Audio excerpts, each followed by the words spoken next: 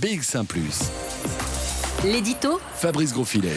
Comment écrire un éditorial ce vendredi qui vous parlerait d'autre chose que de football? Comment passer à côté de ce Belgique-Italie qui ressemble à une finale avant la lettre? Comment ne pas vibrer par avance de ce choc magistral entre deux équipes qui, depuis le début de la compétition, ont montré toute leur qualité et offert de très beaux buts? Comment ne pas se laisser emporter par cette douce euphorie qui gagne la Belgique tout entière? Depuis 1 an et demi, les moments de communion sont suffisamment rares pour qu'on ait envie d'y participer, de partager un bon moment, de se sentir membre d'un collectif, des émotions positives, de bonnes vibrations comme on dit, un peu de suspense et peut-être d'adrénaline en plus, on ne sait jamais, c'est exactement ce qu'il nous faut et on serait bien aigri ou râleur de naissance de ne pas vouloir en être. Depuis ce matin, l'enthousiasme est donc partout, dans vos journaux, à la radio, dans les conversations, derrière les comptoirs des commerçants, dans la rue, sur les maisons avec des drapeaux qui refleurissent aux fenêtres, avec plus de ferveur que si on était en train de dépecer la Belgique dans une longue négociation communautaire dont on a le secret. En contrepoint aussi, quelques drapeaux italiens qui nous rappellent à quel point l'immigration italienne, comme d'autres immigrations, participe à la vitalité de ce royaume. La pizza qui se mesure aux frites côtes, le Chianti et le Canonao contre la trappiste, on se charrie, on se défie.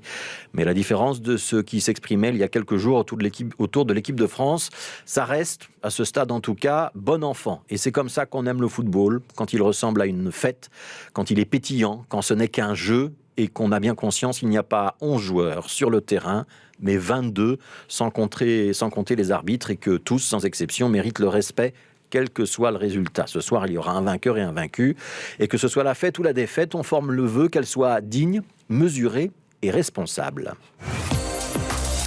Digne, mesuré, responsable, ce sont les mots sur lesquels j'ai envie d'appuyer avant que vous ne vous précipitiez pour voir ce match. Par respect de l'esprit sportif d'abord, les commentaires assassins sur l'équipe de France, le désir de vengeance, les drapeaux brûlés, c'est pas du sport. La frontière entre l'enthousiasme et le chauvinisme, elle n'est pas si fragile qu'on puisse faire semblant de ne pas la voir quand on la franchit, et ce serait bien de ne pas la franchir trop souvent.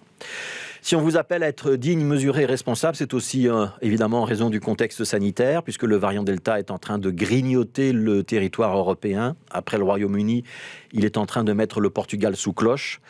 Et ce serait particulièrement dommage que ce soit le cas également dans la Belgique des mois à venir. Parce qu'il n'y est pas impossible qu'il y ait encore d'autres variants derrière.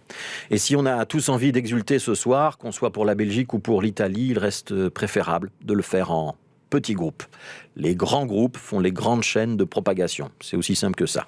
Il suffirait d'une personne contaminée au milieu de plusieurs centaines de personnes non vaccinées et qui font la fête tous ensemble en sautant, criant, chantant, s'embrassant pour que nos courbes repartent à la hausse. Alors nous, on a envie de beaux buts, mais remplir à nouveau les hôpitaux n'est pas notre but.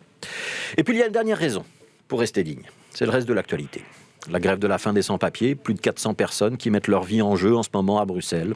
Le réchauffement climatique, les tempêtes, les tensions internationales, la fragilité de notre économie après 18 mois, ceux qui viennent de perdre leur emploi, etc., etc. On l'espère, ce soir, il y aura de très bonnes raisons d'exulter. Mais il y en a aussi beaucoup d'autres pour se rappeler que le football, ça donne du relief à la vie. Mais c'est pas toute la vie.